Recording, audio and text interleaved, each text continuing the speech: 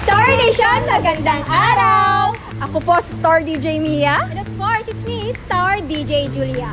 At narito po tayo ngayon sa kahabaan ng Arellano Street, Dagupan City. Since ayun ang Star Nation, nalalapit na undas, ano nga ba yung mga kinakatakot natin, di ba? Ikaw ba, Star DJ Mia, ano ba yung kinakatakot mo? Actually, yung kinakatakot ko, Star DJ Julia, hindi siya tuwing undas lang nararamdaman ng mga Star Nation natin dyan, kundi parang araw-araw. At yan ang bills, di ba? Ikaw naman, Star DJ Julia, ano ba ang kinakatakot mo? Ayun nga, actually same din tayo Pero may isa pa akong kinakatakutan talaga. Ay yung mawalan ng laman yung wallet ko. Kahit sino naman siguro, di ba? Matatakot pag nawalan ng laman ng wallet. Tama! Pero ito nga muna, alamin naman natin kung ano nga ba ang kinakatakutan ng mga star kadas natin dito sa lungsod ng Dagupan City. Kaya tara, samahan niyo kami. Wait lang, wait lang. 1, 2, 3, go. Kaya tara, samahan niyo kami.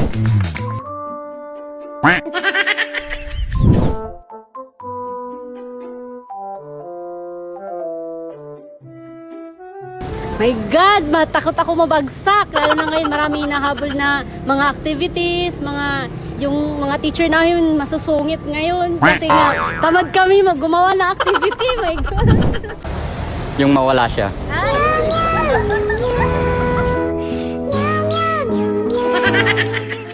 Ano po, as of now po yung nasa isip ko lang po talaga, since nursing po ang course ko po, if ever po sa future, like mapupursu ko pa rin po ba siya? If eto pa rin po ba ako sa future? Something like that po, yung papasok sa isip ko.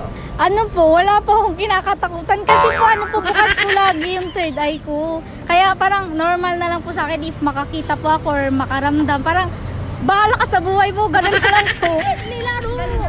Sa totoo lang, wala naman talagang nakakatakot sa palapit na undas. Hindi ako natatakot sa mga multo, mga kung ano na ano dyan. Yung totoong ginagawa ng tao, yung masama, yun talaga ang nakakatakot. Yung kinakatakutan ko pa pag sa undas, syempre yung mga magpaparamdam na mga spirit, and syempre if magparamdam yung mga mahal mo sa buhay. Nakakatakot yung tao. Kasi hindi mo alam yung yung siyempre yung mga masasamang tao, siyempre hindi mo alam kung anong gagawin sa'yo. Yung multo, hindi nakakatakot yan. Yung tao ang nakakatakot.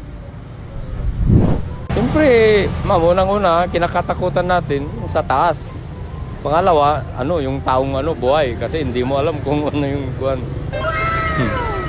Takot po ba kayo sa multo? Hindi naman. Hindi kuwan yan. Na-experience na ba kayo? Nakakita na po ba kayo? Hindi pa naman, sir. Wala pa naman. Sir, paano pag nakakita kayo, anong gagawin niyo? Ano kaya magiging reaction niyo, sir? Baka tatakbo lang. Takbo lang po. Opo. Maraming salamat, Star Nation, sa pagsama sa amin ni Star DJ Julia. And syempre, sa mga Star Nation naman natin dyan, comment down below naman kung ano nga ba yung kinakatakutan nyo. And of course, don't forget to like and follow our page 100.7 Star FM Dagupan!